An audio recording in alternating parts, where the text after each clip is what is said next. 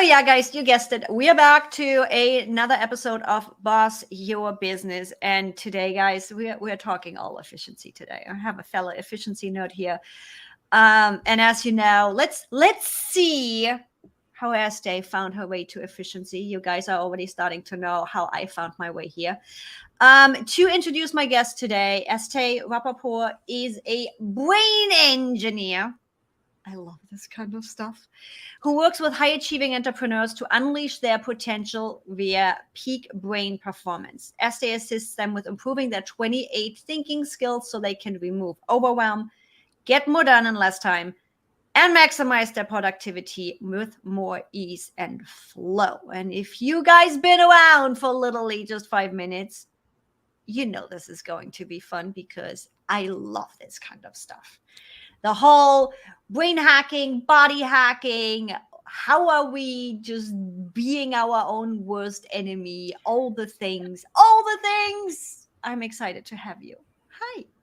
Hey, I'm so excited to be here with you. Thank you for having me. Thanks so much for coming on. So how does one become a brain engineer? I'm assuming one doesn't just wake up in the morning and is like, oh yeah, let's be a brain engineer. No. Well, officially, you have to go through a training and then you're a brain engineer. A couple of years process, and I've done that. But it actually started back when I was 11 years old. I was struggling with reading and went to a lot of reading tutors and spent a lot of time out of the classroom, in which my parents weren't very happy about, especially when there was really high bills and they weren't really seeing results. And so they decided to go and do something else about it. And they brought in brain engineers to help me improve how I was actually thinking. So we did none of the typical reading stuff that you do when you're going to reading tutor. We literally improved my thinking, how my brain was actually thinking. And because of that, automatically my reading improved. But not only did my reading improve, also every single other area in school did. Socially, academically, my confidence went up. And it was at that time that I knew that I had to learn this. I didn't realize it'd be my whole life, though, but I did know that I wanted to learn to get trained how to be a brain engineer. I love that. So how did you go from, ooh, this is helping me in so many different ways? I'm literally in so many different ways. What was your path to getting where you're at now? Yeah. So I started the training when I was 17. Even though it's a couple years process, as you're doing it, you start working with people. And at the time I started working with children, similar to me, they were having struggles in school. And during this year process, I love learning. I was always taking programs, always working with coaches. I just love this type of things. And I took a Tony Robbins course called Rapid Planning Method, which is essentially a way to plan based on your motivation instead of your to-do list. And I thought that was pretty cool, right? I'm a really big planner, but is there a way to do it where it's not just checking things off your list or what you think you have to do? The problem was I couldn't actually implement it because a lot of what Tony spoke about was planning for 6 months, a year ahead. Think of your goals and your motivations for then. What? Initially, I couldn't even think that far. When I started with my business, it's you want me to set 6 months goals, 1 year goal? I barely can wrap my head around the next 3 months. Yeah, exactly. So I feel you so much on that because I could I would plan my day every single day the night before, since I was in school, but for tomorrow, not for this week even, okay? Not for this month. So 6 months was crazy. I know I want to have a really successful business. I'm I could tell you very vague things, but anything that will actually be tangible. And I could go into about it. So I was okay, this is a cool program, but it's not for me. So a couple months later, I took another training that works on a specific thinking skill called categorizations. Now, categorizations is about taking a group of items and splitting it into groups. So let's say take a group of marbles and splitting it into color or splitting them into size, right? And like that, I could do no problem. But what about when you have a bunch of random items and you have to put them together in a group? This is the thinking skill behind big picture thinking. In order to be able to plan 6 months ahead, you have to use this thinking skill of categorizations. And for me, it was just really weak and I just couldn't do it. But during that training, I improved this thinking skill and automatically I was able to do Tony's program. I saved over 10 hours every week by just like changing how I like structured my day. And like literally, like it could go on forever, like all the things that changed in my life, that it was at that point that I was like, high achieving adults, people who have businesses, who have success, need this also. They need to have the ability to improve their thinking skills so that way they can really take their business to the next level. I would love to dive a little bit deeper into that categorization thinking, because I'm like, it's easy with standard stuff where it's like, I don't even know, business growth or stuff, but often enough we have, and that's one of my experiences too, where when I go into business planning that's farther out, I know, hey, I want to do this and that and here. We literally have an improvement list and an ideal list for me when my brain goes crazy, right? I'm one of those people that have notepads everywhere. I'm trying to finally just concise it on my phone and have one spot. We're working on that. But often enough, it's like, and interestingly enough, literally last night, I'm sitting here, I'm like, I need to put this in certain categories. And I was like, I don't even know where this, I went to AI, which was a great starting point, honestly. I put it on Instagram stories where I'm like, okay, thank you, Magi. This actually helped me and it gave me a starting point. But I don't think I'm the only one struggling with this specifically in business growth of, I know I want to put this in categories to be able to really focus and make those plans, but how? Can you, is there any tips you can share that helps be able to determine that better and figure this out? Yeah. So like you said, the simple stuff we could all do. So the point is we want to get our brain to go from simple to a little bit more complex to a little bit more complex, all the way till it could do like extremely complex abstract items. So start by taking random items in your house. For some reason, when we can hold them and we could like look at the items, it makes it a little bit easier. So let's say you are organizing a closet. Okay, this will actually have benefit, not just doing the exercises, but it will also improve your house. If let's say you have to organize a closet, instead of just reorganizing the mess and putting the things back neatly in the same place where it was, just a little bit neater, take a few minutes to think about what you have here and what are the groups you can make with what you have in your closet. Don't just do what you had before. Is that the smartest way to group them? Is there a better way to do it? And once you're done with that, then you could move on to something a little bit more abstract. Like let's say all your tasks of the day, can you group that? And then you have all your tasks of your week. Can you do that? And slowly you'll build up to something that you can do easily and naturally.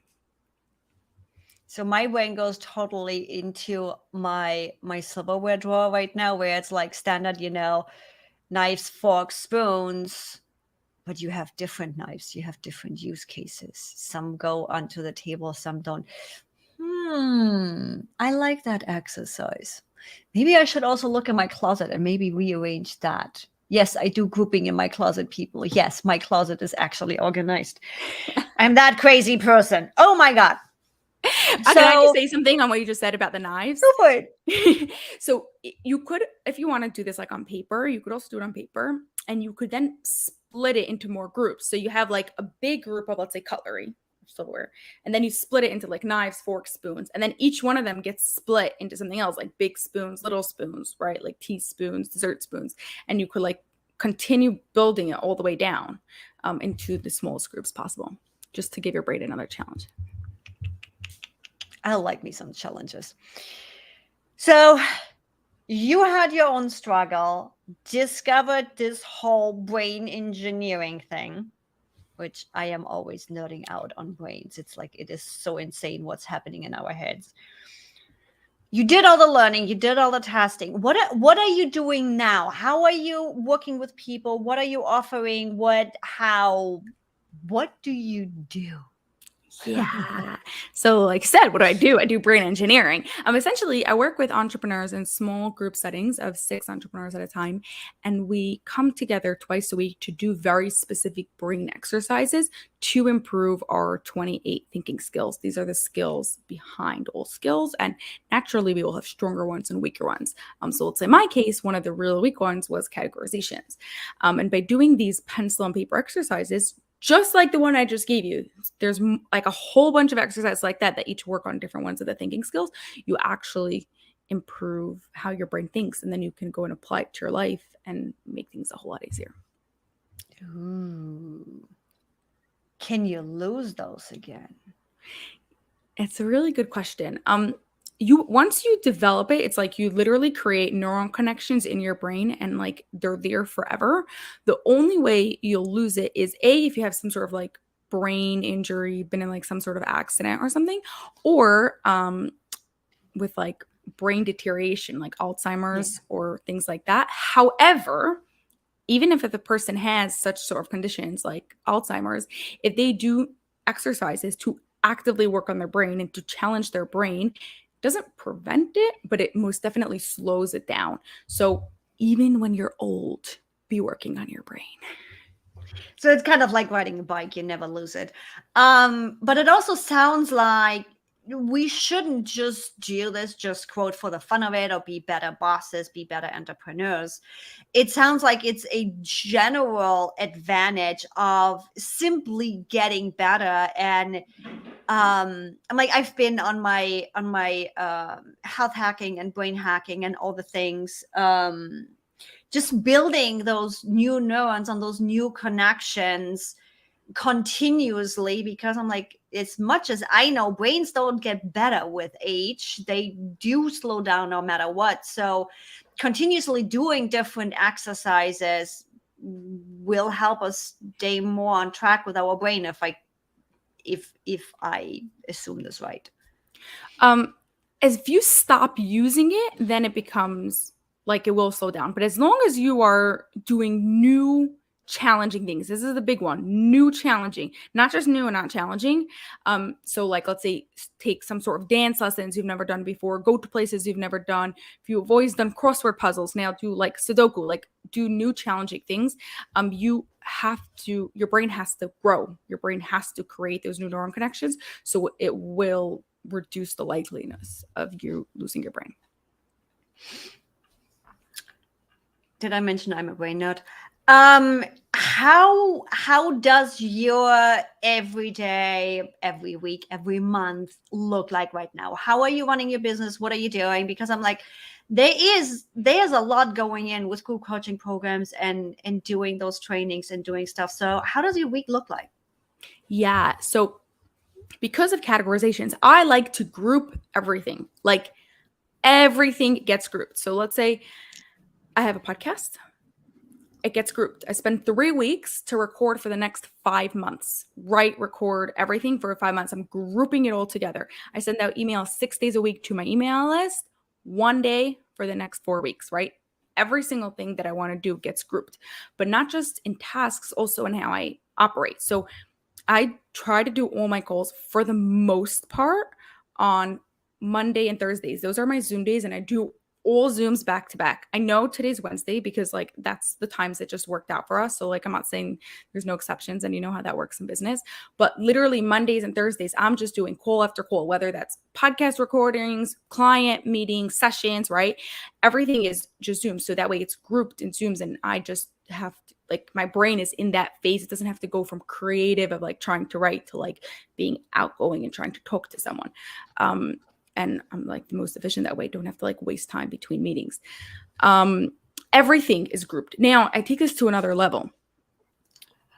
I'm not just grouping my podcasting. Okay. Every task within my podcasting gets grouped. So my podcast is a solo show, and I literally write out my shows before because they're full of like so much, like it's not so much story. It's like much more like intellectual things, and I don't want to, You get like I have nerdy. to like keep it You concise. get nerdy. Right. Nerdy is a good one. And so like I literally write it out, but I don't even just write out all the episodes and then record all of them. It goes categorizing them even deeper. There's like sections within my podcast episodes. So I write, let's say, all the introductions for all of them, all the CTAs for all of them. This way, my brain literally has to stay in that mode the whole time, because every time we start a new task, your brain uses the most energy, just like when you turn on a car.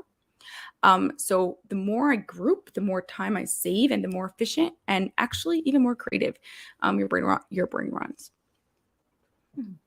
So I love how you are grouping everything, as in social media and all the stuff, batching, same thing, right? Now, I know for people that are just starting out with batching, with grouping, with time blocking, whatever you want to call it, in the end, it's the same thing, same idea.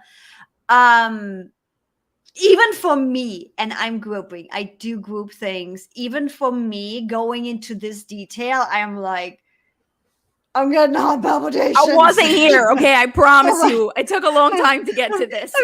I'm getting heart palpitations. Do you have a tip for somebody that is getting ready, that is like, okay, I want to do this?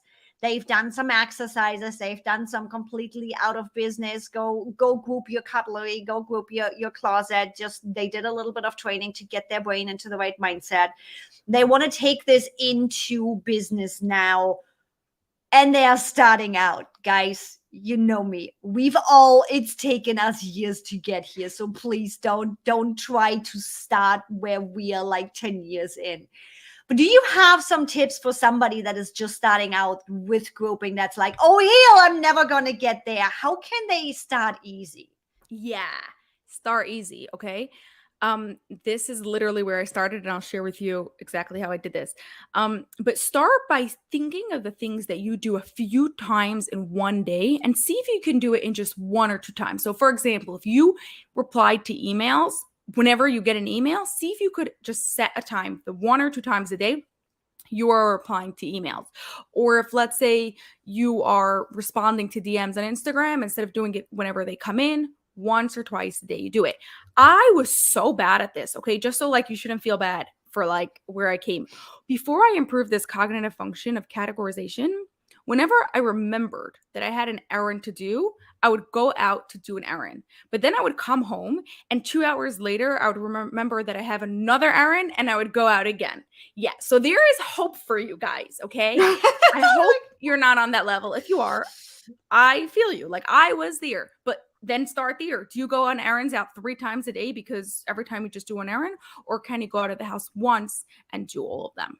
And then if you're ready to do that once a day, then you could like move up to like weeks and things like that. And I think your example with the email is one of the easiest and one of the highest impact. I'm one of those people. I admit I am one of those people, and it has taken quite some habit development to not jump into my email constantly. And guys, that's not just a grouping exercise, it's also a boundary exercise for your clients. Yeah. Just saying, right? Because clients are going to expect you to answer within an hour if they're getting used to get answers within an hour. But it also pulls me constantly out of everything. So my phone is set on work mode throughout the day, so I don't get the constant dings of messages. Are a couple of people allowed to sneak through those? Yes. They should be. But really just on my calendar of, okay, first thing in the morning when I sit down, yes, it's email, one time in the afternoon, and done. And I have fallen back into my old habit of, oh, I got an email, let's reply right now. I'm like, it is time for me to get back into the habit of. And I think one of the things that has helped me actually establish habits like those easier is setting public expectations. What I mean by that is, when I publicly announce I'm doing this, it's an easier for me to stick to than when I just decide doing it. So we are working actually right now on a nice auto reply in my email where it's like, sorry guys, we only check email once or twice a day. You're going to get a reply within 24 to 48 hours. Now I set the expectation, but I also hold myself accountable, where it's like, I said I'm going to take 24 hours, so I better not reply now, or batch my email, get it ready and get it scheduled. So guys, there's a whole bunch of tricks and things you can do to really get into this, and it'll make your life easier. Oh, yeah. It really does. And so much more time back into your life. So what happened? What happened in your mind between ST of I'm running out 3 times a day to run errands, and now I'm able to block? What has it done for your brain and your mindset throughout the day? Yeah. Can I go back even a little bit earlier from when I was 11 years old? My mom told me I need to improve categorizations when I was 11. And I didn't listen. I didn't believe her. Okay. I was like, I know how to categorize. Like I said, like I could categorize simple things like split marbles into colors. Like that I had no problem with. And the exercises that I did them 2 or maybe even 3 times as a kid. But because I was so thought like I was so good at it, it did nothing for my brain. Speak about mindset. Like I literally did the exercises that I shared with you, but I thought I'm just so good about it. So nothing changed. And then when I took the training as an adult and I was like, hey, I want to learn this so I can help my clients most. And like, I actually want to know this in the best way I could. It's where everything shifted. Literally, like from a fixed to a complete growth mindset is where the switch happened. And I keep on thinking back of like how my life would have been different if I would have just not been so arrogant and thought that like I just knew it when I was a kid. Yeah, I think when we get into a situation of, yeah, but I know it comes easy to me, it's right here, we often forget that there is different nuances to it or more layers underneath. I think we all do that to some level at some time. And sooner or later, the universe smacks us over the head and is like, told you so. Right? Couldn't help it. I couldn't help it. You have some goodies for the audience that want to dive into the whole cognitive function and figure their stuff out. Tell us about your cognitive function assessment. Yeah. So like I mentioned earlier, we tend to think of thinking as like one big thing, like, oh, I'm thinking now. But it's actually made up of 28 thinking skills. And these are the skills behind all skills. So in order for you to plan your day, you need to use your cognitive functions. In order for you to make a decision, you need to use your cognitive functions. Now, naturally, we all have stronger ones and weaker ones, but those weaker ones are making it a challenge for you.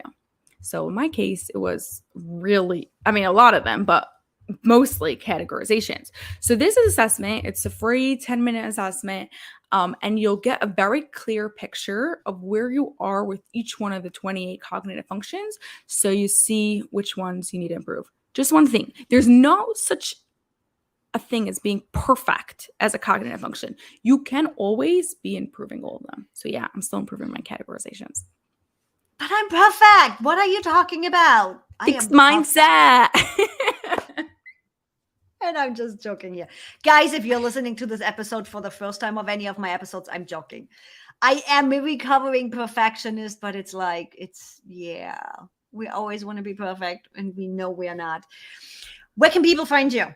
And yes, you will find all of the links in the description. Don't worry about it. You'll get your assessment link right in the description. So as they do me a favor, share with people, how can they find you? How can they learn more about you?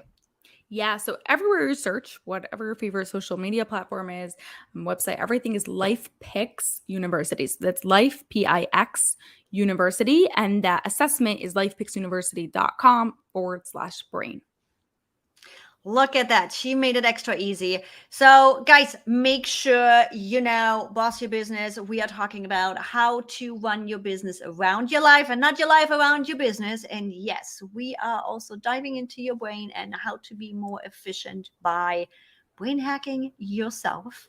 ST, thanks so much for joining me. It was fun nerding out with you. I will be diving into the assessment here pretty much within the next 5 minutes. Thanks so much for joining me. And guys, remember, hit that follow button. I want to see you or hear you in the next episode. Oh, I love it. Thank you so much for having me. It's always fun talking to a brain geek. Oh, hell yeah. I can nerd out on brain every day. I'm going to have you back here at some point.